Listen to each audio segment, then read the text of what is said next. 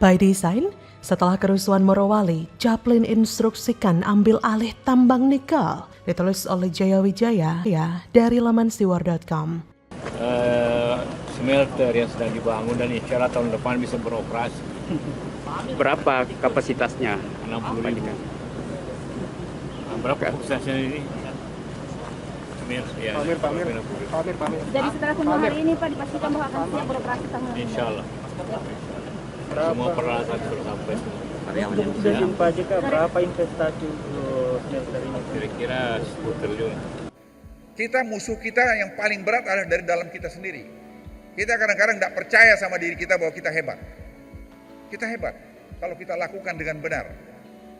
Ini Anda lihat juga tadi defisit perdagangan dengan Cina. Bagaimana orang bilang Cina ngontrol kita? Dulu trade defisit kita dengan Cina itu 27 miliar dolar. Kemudian menurun dari 17 miliar dolar. Apa artinya itu? Artinya kok Indonesia bisa lebih efisien dari Cina. Jadi kalau ada orang bilang kita dikontrol sama Cina, saya juga kadang-kadang bingung. Ini yang ngomong ini ngerti nggak angka? Saya tentara, saya karena tiap hari di brief oleh anak-anak muda di kantor saya jadi paham ini angka-angka. We are on the right track. Kita sekarang sedang jalan dan track yang benar. 140 hektar. Luas. Apa harapannya Pak JK? Ya mudah-mudahan kerja keras kita tahun depan bisa selesai. Ya. Ngeri-ngeri sedap ya Chaplin mainnya. Sewaktu investor belum masuk, tidak ada satupun perusahaan lokal mau investasi. Kandungan tambang dari dulu ada, tapi sekarang sudah ditambang baru mau ambil alih. Gak mau keluar biaya survei dan bangun pabrik, maunya rampok saja yang sudah jalan. Kalau begini caranya, Indonesia akan kehilangan kepercayaan investor dari luar negeri. Sementara kita tahu bahwa investor lokal kebanyakan maunya langsung untung. Istilahnya tidak mau dulu bakar-bakar uang yang biasanya dilakukan investor besar. Padahal proses tambang, pengolahan smelter, hingga jadi bahan jadi itu kan dilakukan dengan transfer teknologi. Transfer teknologi ini diperlukan karena negara kita belum paham dan punya teknologinya. Sekarang sudah diajari dan teknologinya ada. Chaplin mau langsung ambil alih saja. Penulis jadi ingat dengan kerusuhan 98. Banyak rakyat dan mahasiswa menjadi korban preman-preman yang entah didatangkan dari mana.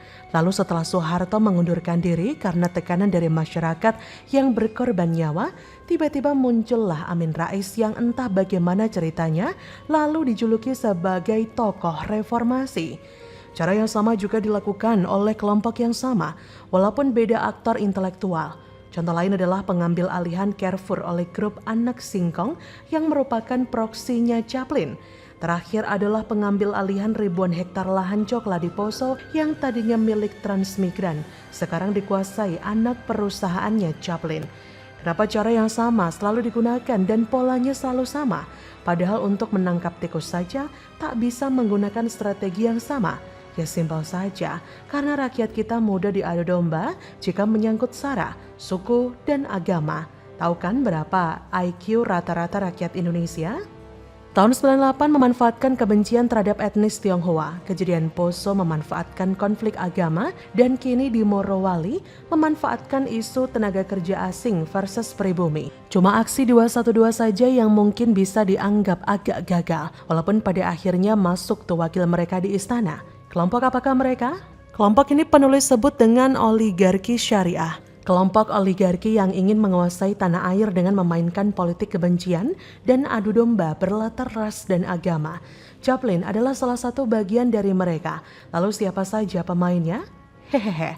Tanpa perlu sebut nama, penulis yakin pembaca Siwar sudah paham siapa sih yang selalu teriak-teriak syariah, ekonomi syariah, pariwisata syariah.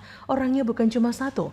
Intinya mereka ini tidak puas dengan ekonomi Indonesia yang dikuasai keturunan Tionghoa. Mereka ingin ambil alih dengan berbalut istilah syariah.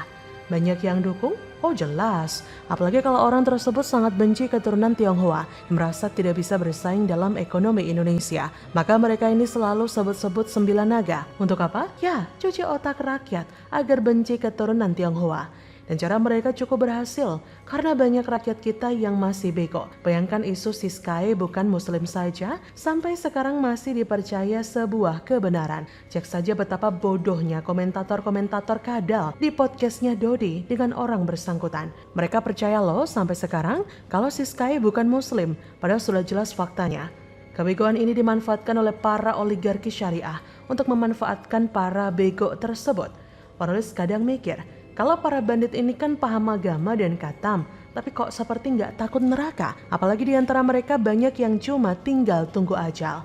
Begitulah kura-kura. Bagaimana menurut Anda?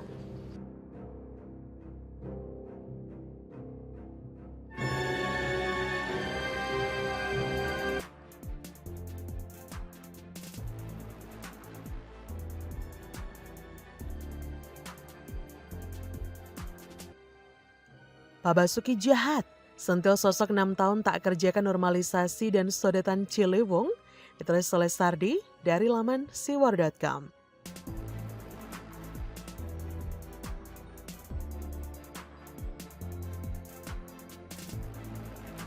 Sodetan Ciliwung yang sudah berhenti 6 tahun. Ini kemarin 1,5 bulan telah dibebaskan lahan di sini sehingga bisa dimulai lagi pengeborannya, dan kita harapkan nanti di April insya Allah sudah selesai, dan ini akan mengurangi banyak sekali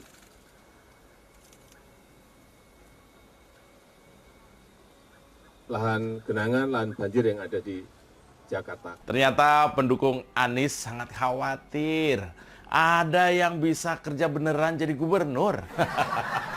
Ya, ternyata para bohir Anies khawatir kalau ada yang lebih bisa diandalkan jadi pemimpin warga Jakarta ketimbang Anies.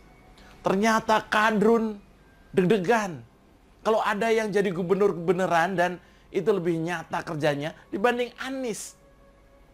Mereka khawatir kalau nama Anies kemudian tenggelam dengan cepat. Karena publik akhirnya tahu bahwa selama ini memang Anies hanya mementingkan egonya sendiri. Bukan mensolusi warga Jakarta yang bahkan serba memburuk setelah dipegang oleh Anies. Kini Pak Heru Budi datang.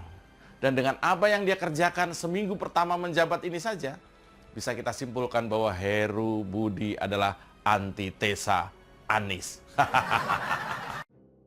Beberapa waktu lalu, PJ Gubernur DKI Heru Budi Hartono meninjau progres pembuatan sodetan Kali Ciliwung. Kemudian Jokowi bersama Menteri PUPR Basuki ikut meninjau proyek ini. Menteri satu ini kadang kalau komentar bisa bikin pihak lain tersentil dengan hebat. Jadi Pak Basuki mengaku bersyukur Heru Budi Hartono menghidupkan kembali upaya mengatasi banjir ibu kota, yang salah satunya dengan melakukan normalisasi sungai. Kata Pak Basuki, sekarang alhamdulillah ada Pak Heru, upaya mengatasi banjir di Jakarta mulai dikerjakan lagi. Menurut Menteri Basuki, berbagai langkah yang dilakukan pemerintah saat ini untuk mengatasi banjir seperti normalisasi kali, pembangunan sodetan, pembangunan waduk, hingga pemasangan pompa-pompa bertujuan mengurangi banjir di ibu kota. Ia berkata, pasti banyak berkurang, bukan bebas banjir, tapi pasti banyak berkurang dari hulu tengah hilir. Jika semua itu dilakukan sejak dulu, hal itu akan mengurangi banjir di Jakarta. Kata Basuki, kalau itu konsisten dilakukan dari dulu pasti sudah berkurang. Yang masalahnya tadi kan 6 tahun gak diapa-apain, normalisasi gak diapa-apain, sodetan gak diapa-apain, kata Pak Bas. Aduh, nyindir siapa sih? 6 tahun gak kerja apa-apa, emang gak disebutkan namanya, tapi kita sudah tahu lah 6 tahun gak kerja. Emangnya Ahok sudah pasti mantan gubernur seiman yang ketika diberi nama Yohanes, gak ada satupun tukang nongkrong di Monas yang protes. Ya semoga saja yang bersangkutan gak tahu soal ini, takutnya jadi kesel dan lempar kode politik seperti kaos yang dia pakai saat di Bandung. 5 tahun kepemimpinan Anies, apa kerjanya untuk atasi banjir? Hanya sumber resapan yang paling kelihatan oleh mata telanjang. Sisanya cuma wacana dan retorika yang tidak ada kejelasan. Naturalisasi sungai yang mau gantikan normalisasi sungai pun mandek, nggak ada kejelasan. Jangankan proyek dari gubernur sebelumnya, program sendiri pun nggak dikerjakan. Bukankah ini sangat keterlaluan? Tentu saja keterlaluan dong. Teganya mengelabui dan memperdayai rakyat dengan segudang janji semanis gula, lalu dilupakan begitu saja. Jadi ketika Pak Basuki bilang 6 tahun normalisasi sungai dan sodetan tidak diapa-apain, maka kita sudah tahu kualitas Anies itu seperti apa. Bukan cuma soal kualitas, tapi betapa keras kepalanya Anies dalam hal ini. Kenapa proyek itu dihentikan? Kenapa proyek yang sudah setengah jalan tidak dilanjutkan? Kalau bukan karena tidak bisa kerja, maka itu karena dendam politik yang mengorbankan rakyat. Demi ego dan dendam pribadi, Anies mengacak-acak rencana kerja yang sudah ditetapkan. Dengan kepemimpinan Heru di DKI Jakarta, Basuki mengaku upaya-upaya mengatasi banjir kembali dilakukan sehingga dapat mengurangi potensi banjir. Anies nggak bisa diajak kerjasama. Anies keras kepala, merasa punya ide sendiri yang lebih baik dari pemerintah pusat. Tapi gilanya, Anies tidak kerjakan itu. Hasil dari buah pemikirannya malah amburadul. Lihat saja tuh sumur resapan. Itukah buah karya dari yang katanya cerdas, lulusan luar negeri, berwawasan dan diundang ke Oxford? Bagi kalian yang masih belum tahu betapa kacaunya Anies, sekarang adalah saat yang tepat untuk lebih mengenal Anies. Bahkan Pak Basuki saja sampai geleng-geleng kepala loh melihat Anies. Ngeri kan, 6 tahun tidak kerjakan sesuatu yang bisa mengurangi banjir? 6 tahun loh, bayangin. Benar kata Pak Basuki, kalau dari dulu dikerjakan, sekarang pastilah sudah ada hasilnya. Tapi sayang, ulah mantan gubernur itu terlalu keterlaluan. Malah sempat adu debat dengan pemerintah pusat.